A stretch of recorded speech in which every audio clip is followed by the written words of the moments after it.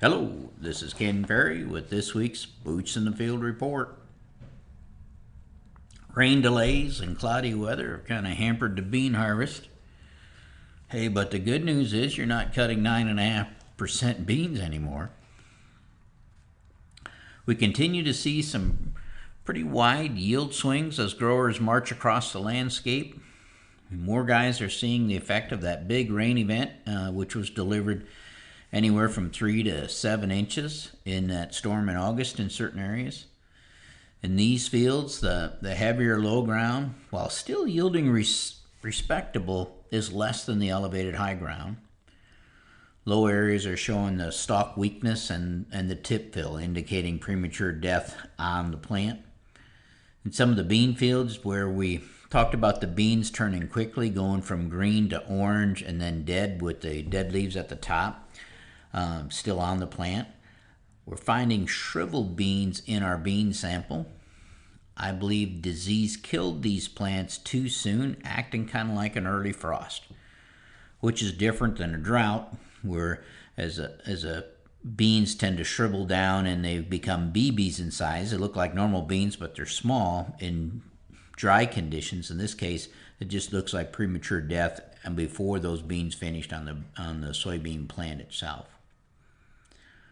Combine operators, when you see these unusual swings in yield, again, stop and gather data as much as you can while the plants are still there. Kind of help us tell that story. With these rains, we can now see the fields with the high harvest loss. Guys, stay on top of harvest loss all the way to the finish line. As this corn gets drier, header loss will go up, and repeated rains will cause head shatter on these beans as they try to pop out of the pods. Use your harvest squares daily, especially when you're changing hybrids. Combine speed matched to header speed is a big factor on corn shatter at the head. Our soil testing crews and plot crews, as well as a number of farmers, have noted running into problems with the WAAS correction signal.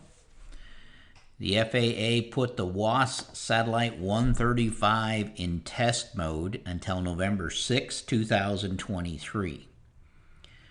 If you're using WAAS GPS with your yield monitor and having problems getting a correction signal, this may be why.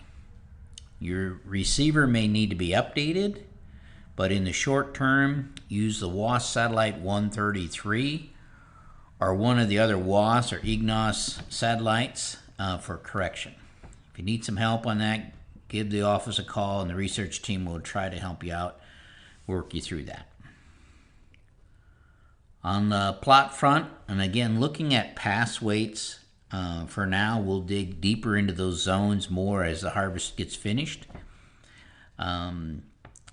We had a bean plot looking at fungicide and fungicide plus insecticide come out this week.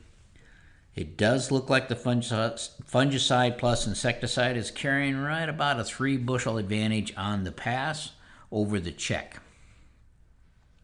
We've taken out a couple of end plots looking at placement and additives. These plots are too close to call. It will take more analysis to flush them out, flush anything out of the data itself, like between the high ground and the low ground. But I've not seen anything earth-shattering in the plot harvest so far dealing with the nitrogen side of that equation. That's not a real big surprise. Locally, this has been a very nitrogen-friendly year, unlike some of the areas, especially out in Iowa, where the field showed N stress late in the summer. Isaac took out one of our soybean deer hot sauce plots in seeing anywhere from 15 to 25 bushel response, as well as a pretty big visual difference in how short the beans were in the check from the deer grazing. Trey took out a corn hybrid flex plot in 20-inch rows up at Streeter, Illinois. It had 8 hybrids planted in it, and then we planted them at 24 and 38,000. The 24,000 block averaged 227 and ranged from 204 to 246, 24,000 planted population. The 38,000 planted population rate averaged 272, and it ranged from 255 to 299 in its yield. Most of these hybrids being an upright leaf structure in narrow rows, we had a 45 bushel advantage to the higher population. Now, like the soybeans, I expect our narrow row corn plots to have an advantage this year due to the struggle that we had in June and July with water. Faith Farms up in Washington, Iowa, took out a monster of a fixed flex plot for us. Had 49 hybrids planted in it, and we planted them at 22 and 35,000. This plot is going to be worth a lot as we study hybrids because it only received 7.3 inches of rain total in the growing season. This plot was planted on May 11th. The low population, planted at 22,000, averaged 199 bushel, and it ranged from 179 to 224, which is crazy, again on 7.3 inches of rain. The 35,000 part of the block averaged 208 bushel, and it ranged from 178 to 258 bushel. 11 hybrids yielded better at 22,000, ranging from one topping out at 19.5 bushel better than when it was planted at 35,000. On the high population side, one hybrid topped out at 34 bushel higher at 35,000 than it did at 22,000. When we look at the ROI of this plot, 59% of them had a better ROI at 22,000 than they did at 35,000. This plot will give us some good insight on how varieties handle stress.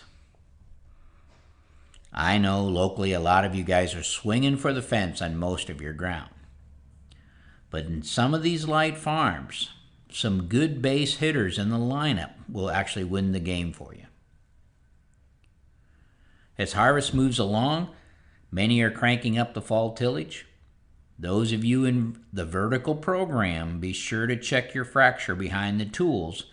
Make sure you're getting full width shatter. To stay up to date, check out our website at croptechinc.com and subscribe to our podcast, Boots in the Field Report. Keep her safe, keep her moving.